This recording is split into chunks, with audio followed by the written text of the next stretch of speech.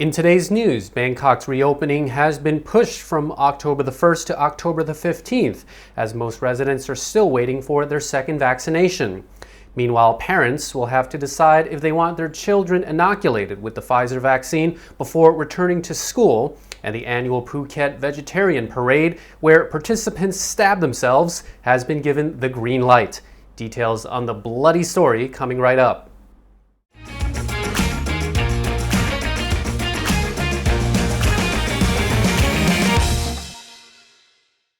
You're watching Thailand News Today, your Monday to Friday update for news in Thailand and beyond.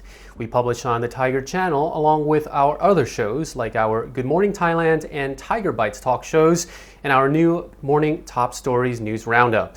In our first story, the body of a resort manager missing on Koh Phi Phi has been located in a forest on the island.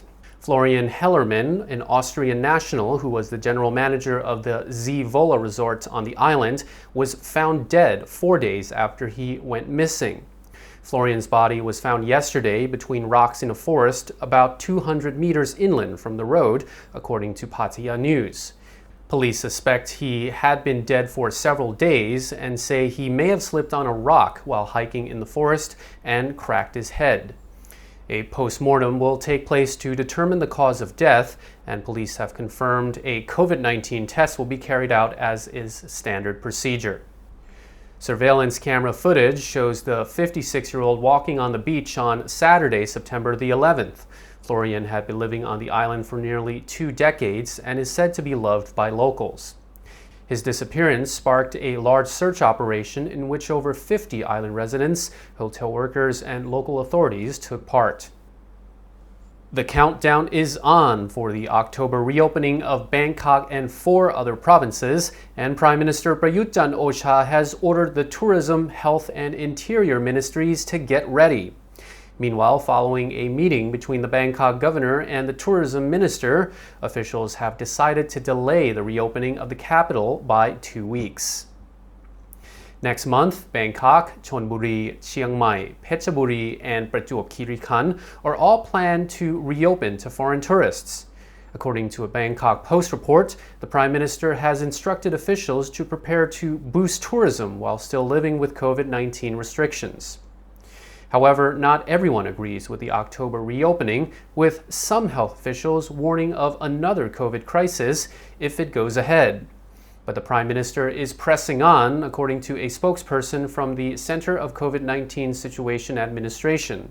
At a CCSA meeting chaired by Prayut, he instructed the 3 ministries to identify more areas that could be part of the country's reopening program, which has been given the catchy title, COVID-Free Tourist Area Sandbox. I've given up on memorizing all the marketing nicknames. The spokesperson says the islands with their own airports and strict disease prevention measures would be ideally placed to take part. However, the Bangkok Post reports that some senior healthcare experts are worried about the potential fallout. A doctor from the Faculty of Medicine at Sirirat Hospital argues that Thailand is not ready to reopen given its low vaccination rate. He says the government should take heed of what's been happening in Phuket, where even fully vaccinated people are contracting the virus and spreading it. Bangkok's reopening has been pushed from October the 1st to October the 15th, as most residents are still waiting for their second vaccination.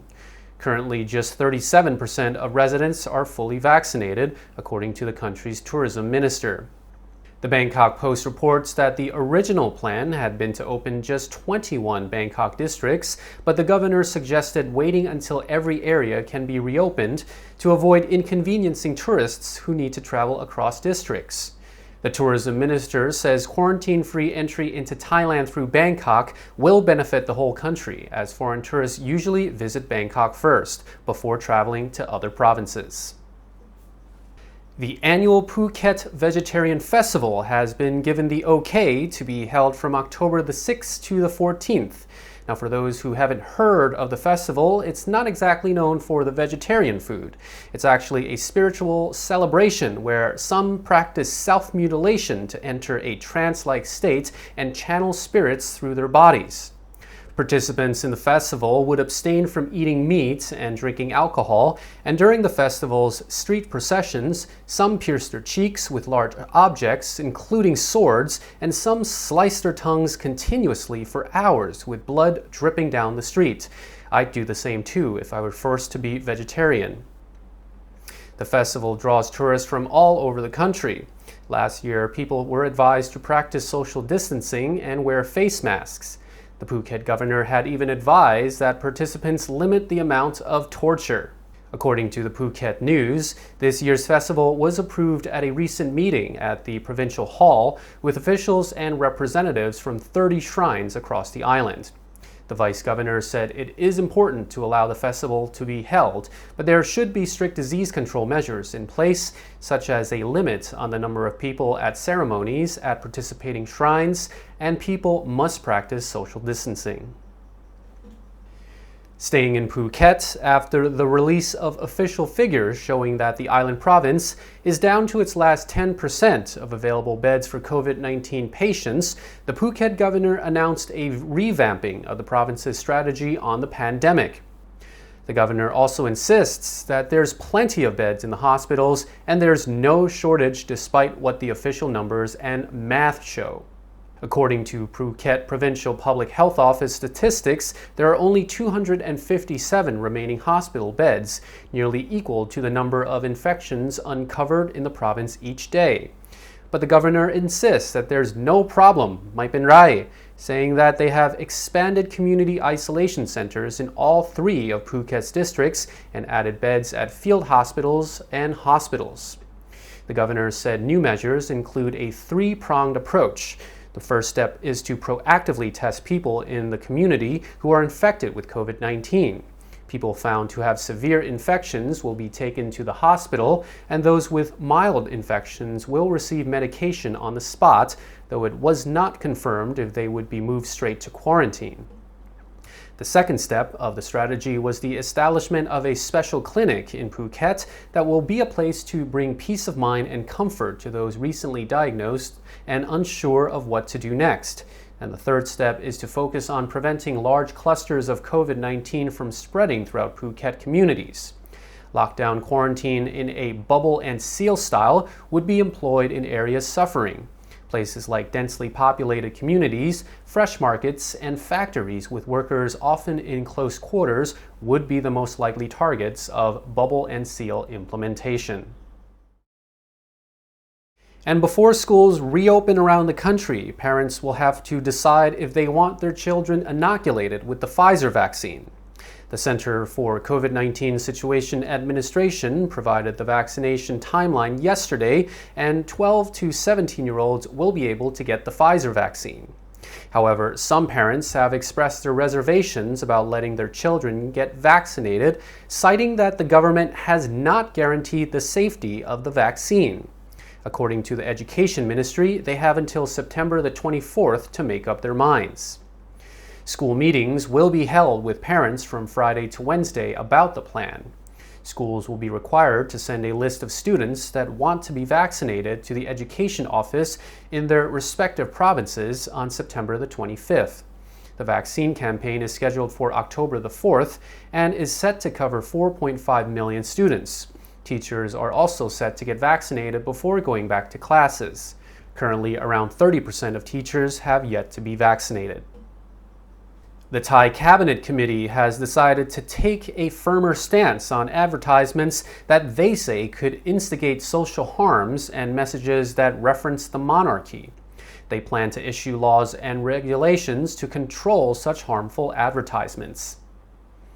A government spokesperson says the committee has approved the draft ministerial regulations towards advertisements or services that might cause danger and harm to residents of Thailand. They also approved a draft proposal to rescind advertisements of alcoholic drinks and caffeinated drinks in movie theaters and on billboards. Other advertisements that will be prohibited include messages that reference giveaways or rewards from gambling.